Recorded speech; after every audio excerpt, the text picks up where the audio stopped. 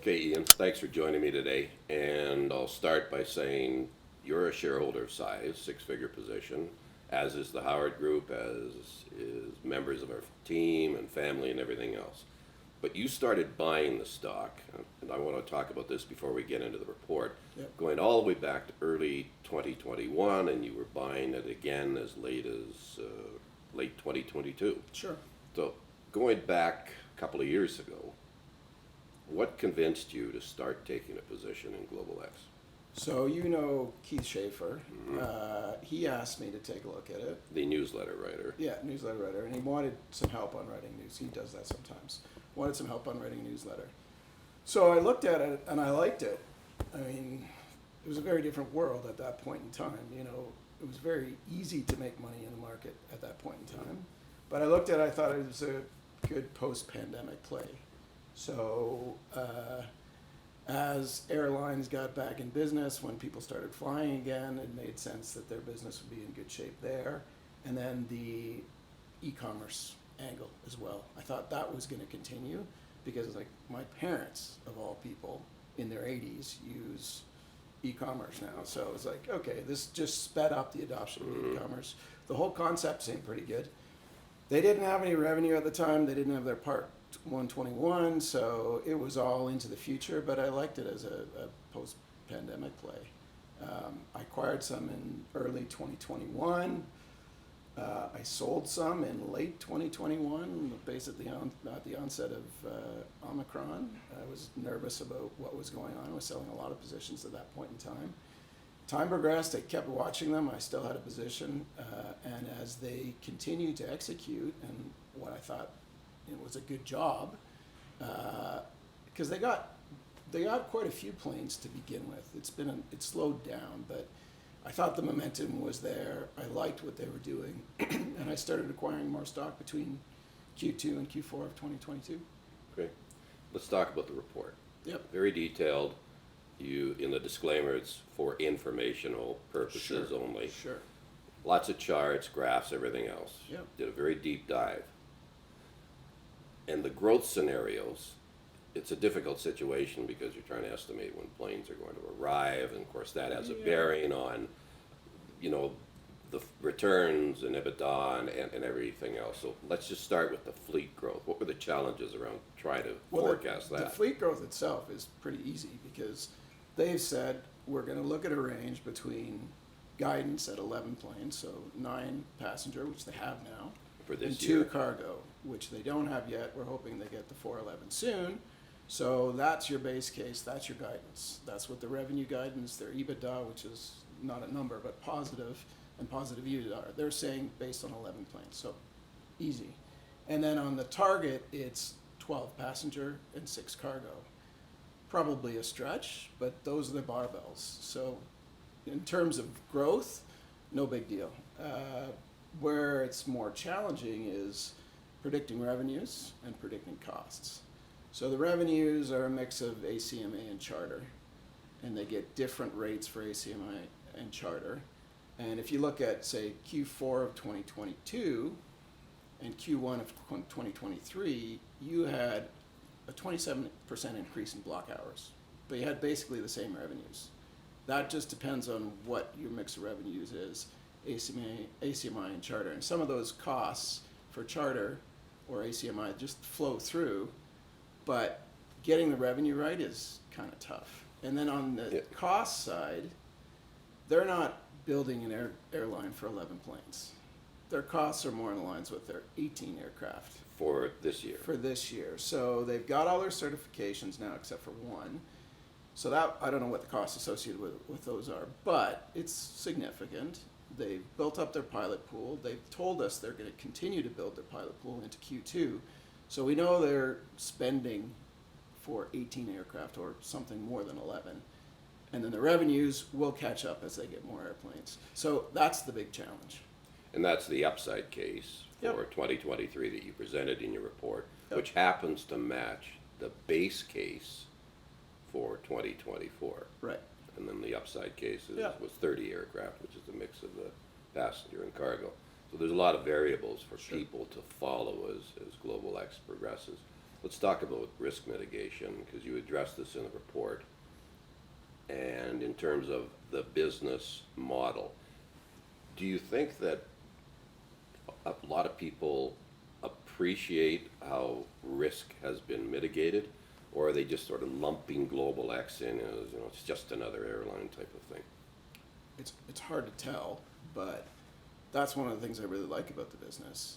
They know what their margins have to be, and they don't fly unless they can get those margins at least. So they control their operations, and they control the revenues, because they get paid in advance, they don't take ticket risk, and they pass on the fuel risk to the person they're flying for. So really, they're not going to fly unless they know they're going to make a certain margin. So that's, once you're an established airline, say in Canada we're thinking Air Canada, US it's United or Delta, it's almost a given that they know things are going to happen. But in a growing airline, having to take those risks would be much more challenging. So taking those risks out of the equation, I think, is very attractive. I don't think the market fully appreciates it, but hopefully they will over time. Well, let's talk about that. I'm going to quote. You wrote in your report that the market is myopically focused on near-term challenges. And further with that quote, with some good news on aircraft deliveries and a resolution on the financing uncertainty, we believe Global X management will finally see some of the credit it deserves by a share price appreciation. Can you get into those points a bit more? Sure. They now have 7 quarters since they've gone into revenue service. So we can look at their financials and look at what's happened over the last 7 quarters, and all that data that we see gives us some better indication of what's going to happen in the future. So I think there's a better way to measure the company other than just on number of aircrafts that are being delivered.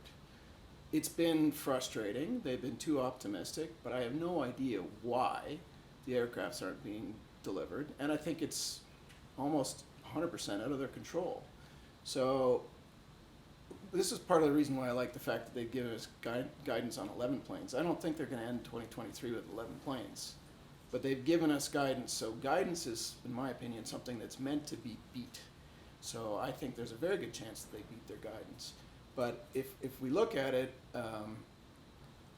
I just think you got to move beyond just looking at aircraft and look at what they've done to grow the business. All the certifications are incredibly valuable. They're not showing their worth as of yet, but I think they will in time. Same thing with building the pilot pool. It's more about what's going to happen in the future, and you can see that they've increased their utilizations. So their assets that they've got now, they're getting more value out of those assets. So those things have to be factored in, and I think particularly as time goes on, they will be. A lot of the costs of certifications and accreditations are behind them. The pilot pool's now built up for something larger than 11 aircraft. So I think we're going to see, as we get more aircraft, some of the benefits of what they're spending has been in the past. On the point about the financing uncertainty, Right. which is very important, because until people know how much money is going to be raised, the nature of it, is it equity, debt, whatever Yeah. the combination might be, that's the fuel that would allow them to really propel growth and make longer term commitments. Right. But the market still seems to be a little bit apprehensive for some unknown reason or reasons. Do you think there's more at play here, that what Global X is going to need, especially as it's a U.S. operation, is to be able to attract a name brand U.S. investment firm to really get behind it, not only on the financing side, but on the market side, and then trumpet the name as, hey folks, you've got to look at this thing and start to think of it 2 or 3 years down the road. Yeah. Do you think that's a reasonable assertion? Well, yeah, I'd love to see more institutional investors and more investment houses, investment dealers involved. But the reality is, most of the finance that they need now is to manage working capital. So that's not a lot of money.